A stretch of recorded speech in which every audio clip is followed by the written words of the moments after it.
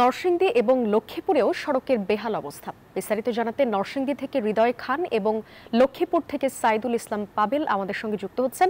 শুরুতেই যাব নরসিংদীতে। হৃদয়, শহরের প্রধান সড়কগুলোর কি অবস্থা দেখছেন এবং সংস্কারে আসলে কোনো পদক্ষেপ স্থানীয় প্রশাসনের পক্ষ থেকে নজরে পড়েছে কিনা?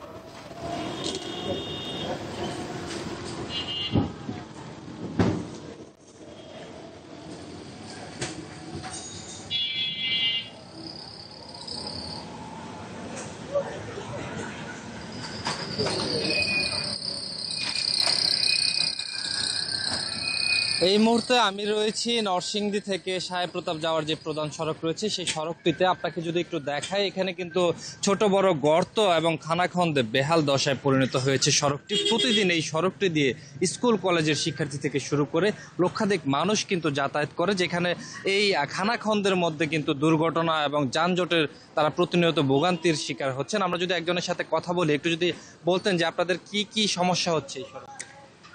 এখানে আপনার বাংলাদেশ তাজপুর থেকে খাটিয়ারা মসজিদ পর্যন্ত এই রাস্তায় পুরোটুকু মনে করেন যে কিছু দূর পর পর গর্ত, এক হাত করে গর্ত। এই গর্তগুলোতে আপনার বৃষ্টির যখন জলাবদ্ধতা সৃষ্টি হয় তখন পানি সমতল থাকে, অটো রিক্সাগুলো বুঝতে পারে না, উপর দিয়ে যায় গর্তর মধ্যে পরে উল্টে যাচ্ছে। ঠিক আছে, প্রতিনিয়ত মানুষের হাত পা ভাঙতেছে, অটো উল্টা। ঠিক আছে, এই সমস্যাগুলো আমরা এলাকায় সবাই ফেস করতেছি এবং আমরা সাথে সাথে দৌড়ে আমরা যাই। আর প্রধান সমস্যা যেন একটা কালভার্ট আছে, এই কালভার্টটা বন্ধ। ওই সরকারি প্রতিষ্ঠানের সাথে একটা কালভার্ট, ওই কালভার্টের কারণে জলাবদ্ধতা সৃষ্টি হচ্ছে। তারপরে সবচেয়ে বড় সমস্যা যেটা জনগণের যে ভোগান্তি, ওই জিনিসগুলো অনেক সমস্যা, মানুষের হাত পা ভাঙছে, মানুষ অনেক সমস্যার মধ্যে। তো আসলে যেমনটি শুনছিলেন, স্থানীয় একজনের সাথে কথা বলছিলাম, তারা যেমনটি বলছিলেন যে এই সড়কে কিন্তু আসলে একটি কালভার্ট রয়েছে, যে কালভার্টটি আসলে মাটি এবং ময়লা আবর্জনা দিয়ে আসলে প্রভাবশালী মহল বন্ধ করে দিয়েছে, যে কারণে প্রতিনিয়ত কিন্তু এই সড়কে পানি জমে জলাবদ্ধতা সৃষ্টি হচ্ছে, যে কারণে আসলে এখানে যারা চলাচলকারী যে সকল মানুষ রয়েছে তারা কিন্তু ভোগান্তির মধ্যে পড়ছেন। তো সবকিছু মিলিয়ে কিন্তু এই ছিল নরসিংদী থেকে আমার কাছে সর্বশেষ। ফিরে যাবো লক্ষ্মীপুরে, সেখানে অপেক্ষা করছেন আমাদের আরেক সহকর্মী পাবে, জানাবেন সেখানকার পরিস্থিতি। বান্ডেল থাকলে প্রতি সেনমানিতে টাকা বাঁচবে। বিকাশ সেনমানি বান্ডেল কিনে জিতুন প্রতি লেনদেনে।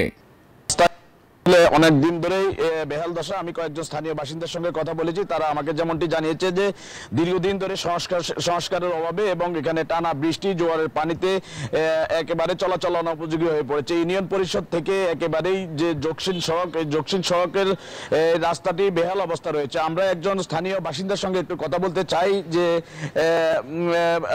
আসলে কয়েকজন, আপনাকে একটু দেখানোর চেষ্টা করি যে কয়েকজন এখানে বাসিন্দারা আসলে তারা চলাচল করছেন, একেবারেই তারা দুর্ভোগের শিকার হচ্ছেন। আমরা একজন বাসিন্দার সাথে একটু কথা বলবো। এখন একজন মোটরসাইকেল আরোহী রয়েছেন, আমরা একটু কথা বলতে চাই যে আপনাদের এই সড়কটির মানে কেমন অবস্থা একটু যদি বলেন। আমাদের এই ইউনিয়নে আমাদের রাস্তাঘাটের খুব করুণ অবস্থা।